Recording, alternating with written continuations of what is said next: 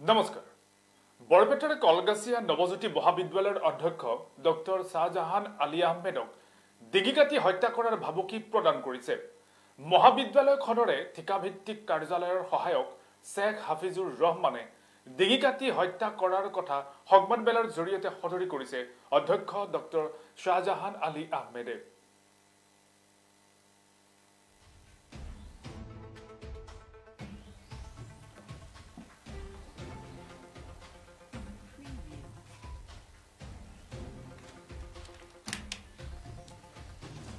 বৰপেটা কলগাছিয়া নৱজ্যোতি মহাবিদ্যালয়ৰ অধ্যক্ষ শাহজাহান আলী আহমেদক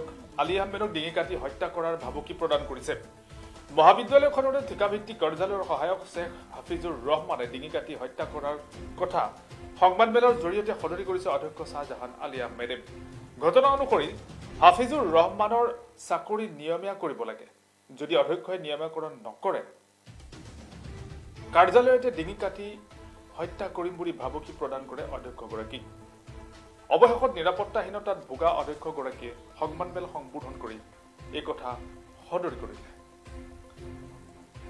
পুনৰবাৰ জনাইছো বৰপেটাৰ কলগাছিয়া নৱজ্যোতি মহাবিদ্যালয়ৰ অধ্যক্ষ শাহজাহান আলী আহমেদক ডিঙিকাটি হত্যা কৰাৰ ভাবুকি প্ৰদান কৰিছে মহাবিদ্যালয়খনৰে ঠিকাভিত্তিক কাৰ্যালয়ৰ সহায়ক শেখ হাফিজুৰ ৰহমানে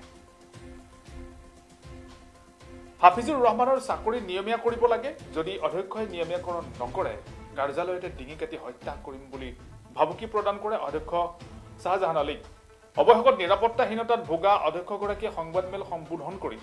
সকলো কথা সদৰি কৰিলে সংবাদমেলত কি কৈছিল শুনক এতিয়া যেহেতু যেনেকুৱা ধৰণৰ কথা কৈছে যিকোনো মুহূৰ্তত হয়তো মোৰ প্ৰাণ নাশ কৰিব পাৰে যিকোনো ক্ষেত্ৰত এতিয়া কলেজত মই আহোঁ আপ ডাউন কৰোঁ বিভিন্ন সময়ত ৰাস্তা ঘাটতো তেওঁ মোক আক্ৰমণ কৰিব পাৰে গতিকে মই আজি আপোনালোকৰ এই মিডিয়াৰ জৰিয়তে মই অসম চৰকাৰক তথা আমাৰ সংশ্লিষ্ট কৰ্তৃপক্ষক মই জনাব বিচাৰোঁ যে মোৰ নিৰাপত্তা লাগে আৰু এনেকুৱা ধৰণৰ এই যি গঠিত কাম কৰিছে ইয়াৰ কাৰণে বিধিগত ব্যৱস্থা ল'ব লাগে আৰু ইয়াৰ বাবে তাৰ লগালগ মই ওচিক আকৌ ফোন কৰিছোঁ ওচিয়ে কৈছে এটা ৰিটেন দিয়ক দিয়াৰ পাছতে আমি ব্যৱস্থা ল'ম বুলি কৈছে গতিকে মই এতিয়া আদালতৰ আশ্ৰয় ল'ম বুলি মই ভাবিছোঁ প্ৰাক্তন কেৰাণী আব্দুল ছালাম আৰু তেওঁৰ পুত্ৰ হাফিজুৰ ৰহমান অনুমতি নোহোৱাকৈ মোৰ এই অফিচত কাৰ্যালয়ত প্ৰৱেশ কৰে কৰি পেলাই তেওঁলোকে তেওঁৰ ল'ৰাৰ চাকৰিৰ কথা সোধে যে চাকৰিটো কেতিয়া হ'ব তো অৱশ্যে ল'ৰাটো ইয়াত মানে পাৰ্ট টাইমাৰ কণ্ট্ৰেকচুৱেল বেছত আগৰে পৰা মই অহাৰ আগৰে পৰা কাম কৰি আছিলে এতিয়া মই কৈছোঁ যে চাকৰিটো আমাৰ বিভাগীয় এইটো অনুমতি লাগিব অনুমতিৰ বাহিৰে এইটো নহয় গতিকে অনুমতিৰ কাৰণে আমাৰ প্ৰচেছ চলিছে অৰ্থাৎ এতিয়া যিকেইটা পোষ্ট আছে সেইকেইটা পোষ্ট ৰোষ্টাৰত পৰিছে গতিকে ৰোষ্টাৰত পৰাৰ কথা কোৱাৰ লগে লগে কৈছে ৰোষ্টাৰত আপুনি নিজে পেলাইছে বোলে মই কেনেকৈ পেলাম এইটোতো চৰকাৰী এটা ফৰ্মেট আছে চৰকাৰী নীতি নিৰ্দেশনাৰ মাজত থাকি পেলাই সেইবিলাক কৰিব লাগে প্ৰিন্সিপালতো সেইবিলাক কৰিব নোৱাৰে ৰোষ্টাৰ বোলে নহয় এইটো আপুনি নিজে কৰিছে আপুনি দিলে দিব পাৰে আপুনি দিয়া নাই এই কৰি চাৰ্চ কৰিছে তাৰপাছত মই কৈছোঁ যে এনেকৈ কথাবিলাক আপোনালোকে নক'ব যদি এই ৰোষ্টাৰ সম্বন্ধে জানিব বিচাৰে তেতিয়াহ'লে এজন জনা মানুহ বিচাৰি আনক আৰু ময়ো লাগিলে আনি পেলাই তেওঁলোকৰ আগত কথাটো হ'লে কথাটো ক্লিয়াৰ হৈ যাব কিন্তু তেওঁ সেইটো নামানি পেলাই লগালগ মোক কৈছে থ্ৰেটেনিং দি পেলাই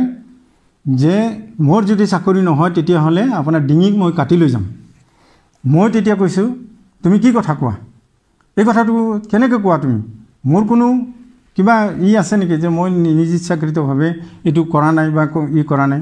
আৰু এইটো চৰকাৰ নিয়ম মতেহে হ'ব